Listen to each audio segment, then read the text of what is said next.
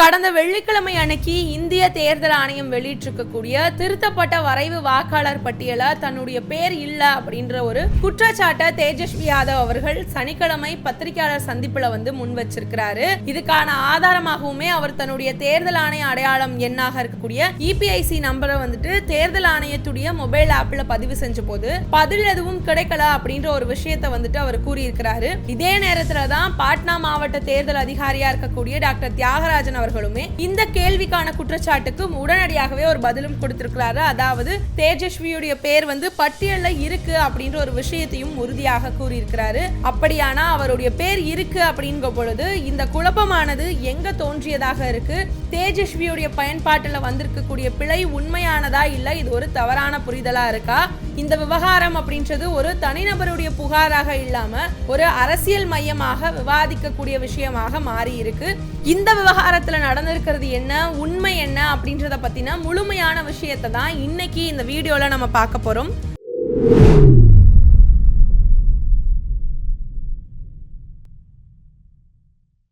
கோப்பாசை நண்பர்களுக்கு வணக்கம். வீடியோக்குள்ள போறதுக்கு முன்னாடி மறக்காம சேனலை சப்ஸ்கிரைப் பண்ணிக்கோங்க. அப்படியே இந்த வீடியோக்கு ஒரு லைக் பண்ணிட்டு இது பத்தின உங்களுடைய கருத்துக்களை மறக்காம கமெண்ட் செக்ஷன்ல பதிவிட்டுருங்க.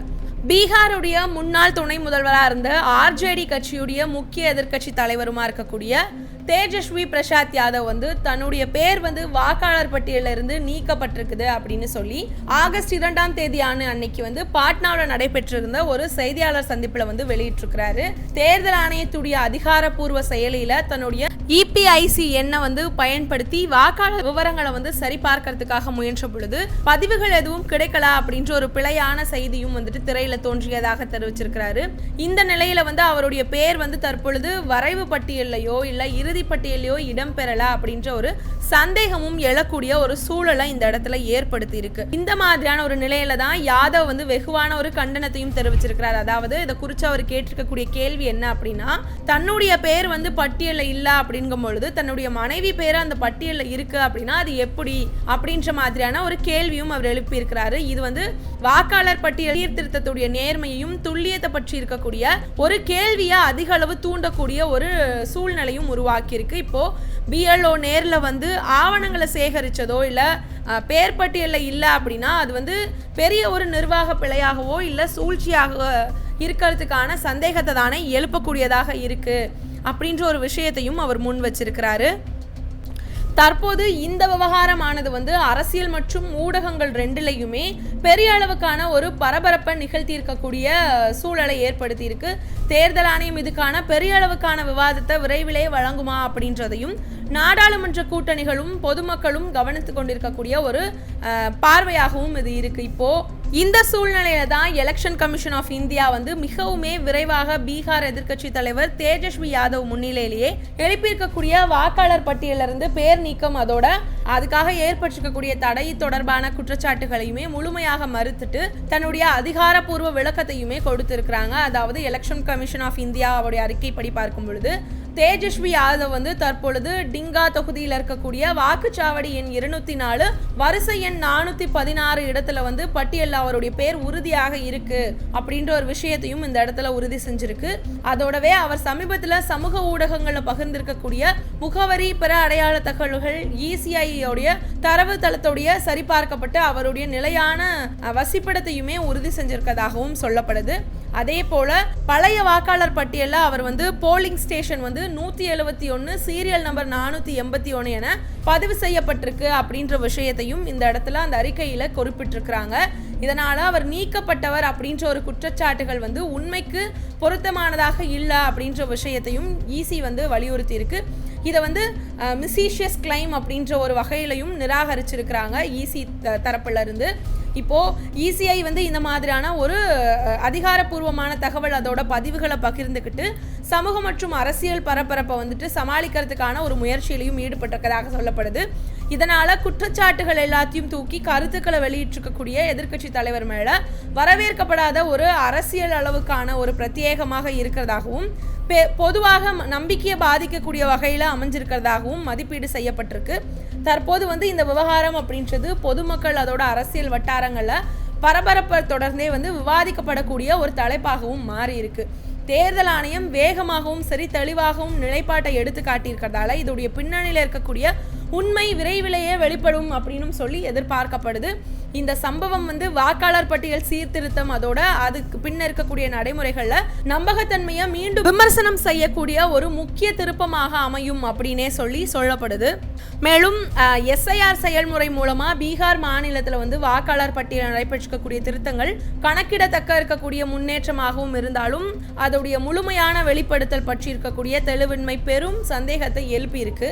எஸ்ஐஆர் மூலமா மொத்த வாக்காளர்களுடைய 65 லட்சம் மேலானர் பட்டியலிருந்து நீக்கப்பட்டிருக்கிறாங்க அப்படின்ற விஷயத்தையுமே இங்க அதிகாரிகள் தெரிவிச்சிருக்கிறாங்க. ஆனா அந்த நீக்கப்பட்டிருக்கக்கூடிய வாக்காளர்களுடைய முகவரி, இபிஐசியோடைய எண்கள், அதோடைய வாக்குச்சாவடிகள் பற்றி இருக்கக்கூடிய விவரங்கள் பொதுமக்களுக்கு வெளிப்படுத்தப்படல அப்படின்ற ஒரு விஷயம்ல எதிர்க்கட்சிகள் கடுமையான வருத்தத்தையும் தெரிவிச்சிருக்கிறாங்க. இது வாக்காளர் பட்டியல மாற்றங்கள் கொண்டு வரதுக்கு ஏன் அப்படின்னும் எது போன்ற மேற்கொள்ளப்பட்டிருக்கு அப்படின்றதையும் முழுமையாக கண்காணிக்கிறதும் நியாயமாக இருக்கக்கூடிய ஒரு கேள்வியை தூண்டக்கூட விதமாகவும் அமைஞ்சிருக்கு. இப்போ இந்த நிலையில தான் பீகாரை சேர்ந்திருக்கக்கூடிய எதிர்க்கட்சி தலைவர் தேஜஸ்வி பிரசாத் யாதவ் உள்ளிட்டு இருக்கக்கூடியவங்க இந்த எஸ்ஐஆர் செயல்முறையில அரசாங்கத்தால திட்டமிடப்பட்டிருக்கக்கூடிய அரசியல் பாகுபாடு இருக்கிறதாக குற்றம் சாட்டி குற்றத்தை எழுப்பி இருக்கிறாங்க. நீக்கப்பட்டிருக்கக்கூடிய வாக்காளர்களுடைய பட்டியல்ல ஒழுங்குமுறை இல்லை அப்படின்றதும் நேர்மையான சோதனை நடத்தவும் இல்லை அப்படின்ற ஒரு விமர்சனத்தையும் முன் வச்சிருக்கிறாங்க.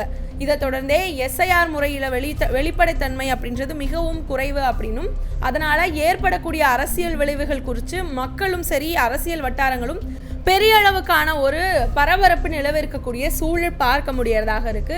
இந்த சர்ச்சைகள் வாக்காளர் பட்டியல் சீர்திருத்தம் அதோடைய தேர்தல் முறையில நம்பகத்தன்மை அப்படின்றத மீண்டுமே பரிசீலனை செய்யக்கூடிய ஒரு தேவையை எழுப்பி இருக்கு.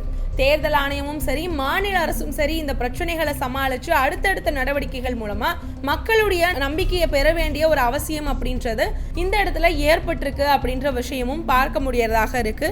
இது குறிச்சே யாதவ் அவர்கள் தெரிவிச்சிருக்கிற விஷயம் என்ன அப்படின்னா, இந்த லெஜிஸ்லேட்டிவ் ரோலில் யாருடைய பேர் மாற்றப்பட்டிருக்கு அப்படின்றதுனா இறந்திருக்கதாக சொல்லக்கூடிய பட்டியலில் இருக்கிறவங்களும் ஒரே பேர் பல இடங்கள்ல இருக்குன்னு சொல்லியும் தேர்தல் ஆணையம் அறிவிச்சிருந்தாலுமே கூட இப்போ எதுவுமே தெளிவாக இல்லை அப்படின்றது, அதாவது எந்த முகவரி, இபிஐசி நம்பர் என்ன, வாக்குச்சாவடியோட என்ன இந்த மாதிரியான தரவுகள் எதுவுமே தரப்படலை அப்படின்றது தான். இதனால வாக்காளர் பட்டியலில் யார் பேர் நீக்கப்பட்டிருக்குது அப்படின்ற விஷயம் கண்டுபிடிக்க முடியாமல் இருக்கு அப்படின்ற ஒரு குழப்பம் இந்த இடத்துல ஏற்பட்டிருக்கு. அதே போல இதனால இந்த பிரச்சனைகளுக்கு பின்னாடி நம்பிக்கை அப்படின்ற விஷயம் பெரிய அளவுக்கு அடிப்படுறதாகவும் இருக்கு. எஸ்ஐஆருடைய கணக்கெடுப்பு படி பார்க்கும் பொழுது தாக்கங்களும் செயல்முறை தெளிவு காட்சியும் தரப்படலை அப்படின்றதால மக்கள் பெரிதுமே இதில் பாதிக்கப்படக்கூடிய சூழ்நிலையும் இங்கே பார்க்கப்படுறதாகவும் இருக்கு. இதை தொடர்ந்தே இந்தியா பிளாக் சேர்ந்து இருக்கக்கூடியவங்க எஸ்ஐஆரை வாக்காளர் உரிமைகள் பறிக்கக்கூடிய முயற்சி அப்படின்னும் விமர்சிச்சுட்டு இருக்கிறாங்க. மாநிலம் முழுவதுமே யாத்ரா மேற்கொள்ளவும் இருக்கிறாங்க. அதாவது ராகுல் காந்தி, தேஜஸ்வி யாதவ் ஆகியோருக்குங்க கூட்டணி பிரச்சாரங்களில் கலந்துக்கிட்டு வாக்காளர்களுக்கான பிரச்சனை அஞ்சல்களையும் அனுப்பி இருக்கிறாங்க அப்படின்றது தான். இதை தொடர்ந்தே எஸ்ஐஆர் நடைமுறையில் உச்சநீதிமன்றமானது ஆதார், வாக்காளர் அடையாள அட்டை, அதோட ரேஷன் கார்டு மாதிரியான பொதுவான அடையாள ஆவணங்களை ஏற்கணும் அப்படின்ற ஒரு பரிந்துரையும் முன்னதாக கொடுத்திருக்கிறாங்க. ஆனா தேர்தல் ஆணையம் இந்த பரிந்துரைகளை பின்பற்றாம செயல்பற்றதாக வழிகாட்டு அமைப்புகள் குற்றம் சாட்டி இருக்கிறாங்க. இதனால வாக்காளர் பட்டியல் சீர்திருத்தத்துல தெளிவுத்தன்மை அப்படின்றதும் பெரிய அளவுக்கு குறைஞ்சிருக்கு. பலருமே நியாயம் வழங்கப்படாம தவறுகள் ஏற்பட்டிருக்க வாய்ப்பு இருக்கு அப்படின்றதாகவும் இந்த இடத்துல சொல்லப்படுது. மேலும் பாட்னா அருகே இருக்கக்கூடிய மசௌர்ஹி பகுதியில நாய் பேரில கூட குடியுரிமை சான்றிதழ் வழங்கப்பட்ட ஒரு சம்பவம் அப்படின்றது எஸ்ஐஆர் செயல்முறை மீது இருக்கக்கூடிய நம்பிக்கை முற்றிலுமாகவே சிதைக்கப்பட்டதாகவும் இருக்கு.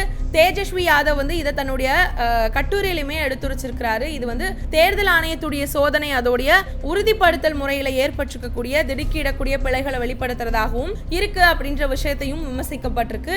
இது போன்ற தவறுகள் அப்படின்றது ஈசியுடைய செயல்முறைக்கு எதிரான ஒரு கேள்வியை எழுப்பக்கூடிய ஒரு விஷயமாகவும் பார்க்கப்படுது.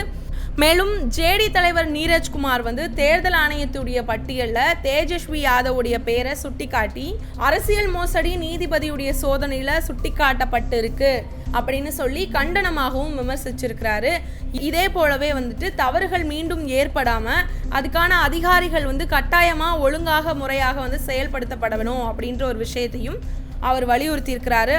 ஆக இத்தகைய நடவடிக்கைகள் அப்படின்றது நெறிமுறைகள் மூலமாகவும் வாக்காளர் பட்டியல் சீர்திருத்தத்தில் வெளிப்படைத்தன்மையும் நியாயமும் உறுதி செய்யப்படக்கூடிய எதிர்கால தேர்தல் முறைகள் அதோடைய வாக்குரிமை பாதுகாப்பு மேம்படுத்தக்கூடும் அப்படின்னு சொல்லி நம்பப்படுறதாக இருக்கு.